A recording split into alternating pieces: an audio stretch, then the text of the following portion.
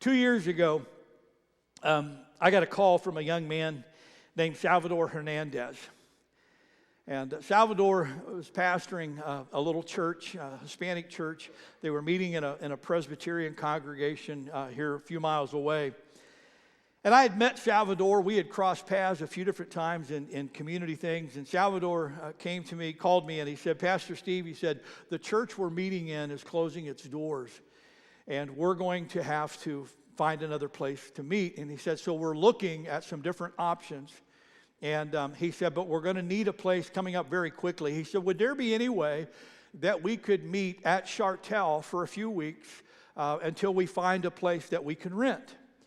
And I said, absolutely, Salvador. And so I said, why don't you have you and your leaders come on a Giving Sunday, and I'll show you the facility, and I'll show you a room that I think will work well for you. And so on a given Sunday, Salvador came 2 years ago this summer.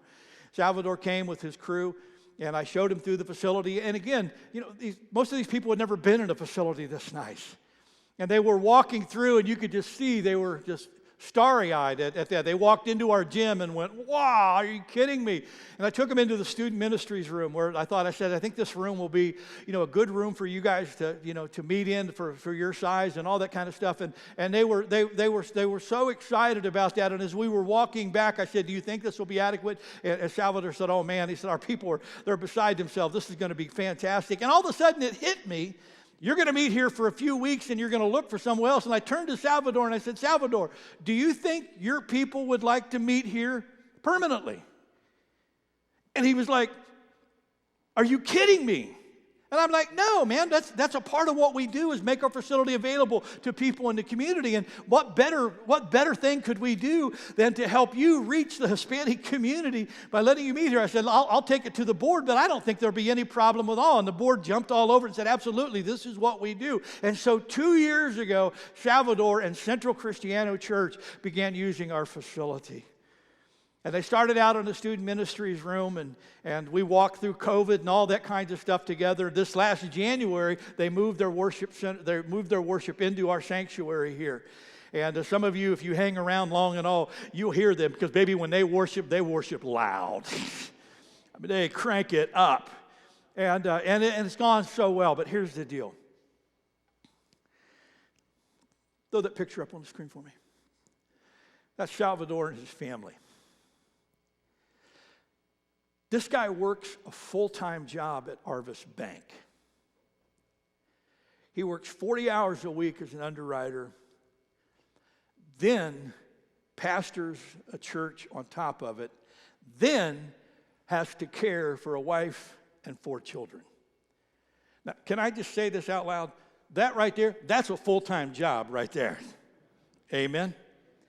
And Salvador, you can see he leads worship for his church. He preaches. He does so much. And this last year, he started coming in, and we were meeting, and I was doing some mentoring with him. And he came in one night, and we met, and he said, Pastor Steve, he said, man, I'm getting really worn out.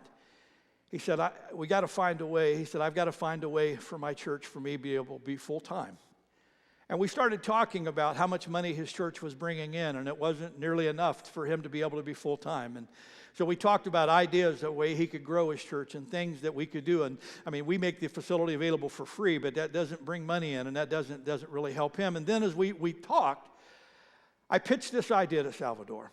I said, Salvador, what if you weren't a separate church anymore? I said, what if we could find a way to bring you onto our staff, and instead of being Centro Cristiano, you and your church would become Shartel Church of God in Español? What if we could find money enough in our budget to make up the difference for what your people can't bring in, so that you could quit your job at the bank and be able to be a full-time pastor and father and husband, instead of trying to do all of that? And Salvador, I thought he was going to cry. He said, do you think that's possible? And I said, Salvador, I'll approach our board, but I think our people will be on board with that. And I pitched the idea to our board, and I said, here's the deal. This guy's killing himself. We have a chance as a church to come alongside, and it's going to cost us some money. But we got a chance to come alongside of this guy, save his life, save his family, and have an incredible Hispanic ministry through our church if we're willing to give out of our budget to make it happen and start calling them family instead of a church that meets at our facility.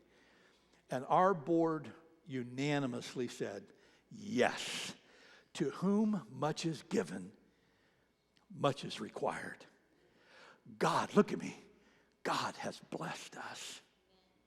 We have this beautiful facility. We have all this land, and we are debt-free. Our giving this year has been above budget, and I believe with all of my heart that you as a people are going to reach down and give even better this year to make this happen, because here's the deal. Come January, beginning January the 1st, Salvador Hernandez will be a member of our staff, and their church will be a part of Shartel Church of God. They will be Shartel Church of God.